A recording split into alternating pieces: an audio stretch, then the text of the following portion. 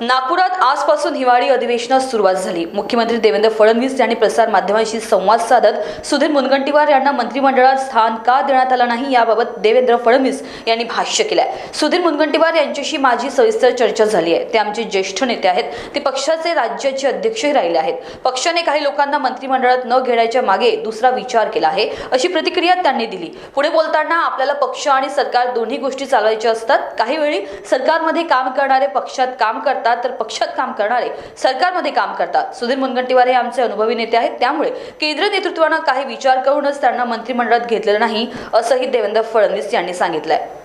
सुधीर भाऊ आमचे ज्येष्ठ नेते आहेत आणि असं मी सांगितलं की पक्षाने काही लोकांना मंत्रिमंडळात न घेण्याच्या पाठीमागे त्यांना काही विशिष्ट जबाबदारी देण्याचा मानस तयार केलेला आहे। शेवटी पक्ष आणि सरकार या दोन्ही गोष्टी आपल्याला चालवायच्या असतात।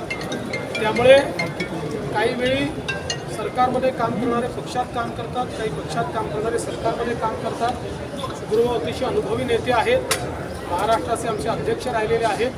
त्यामुळे आमच्या केंद्रीय पक्षाने त्यांच्याबद्दल काही विचार करूनच त्यांना मंत्रिमंडळात घेतलेलं नाही। महानिर्णय करता रिंकू पांतावणे, नागपूर।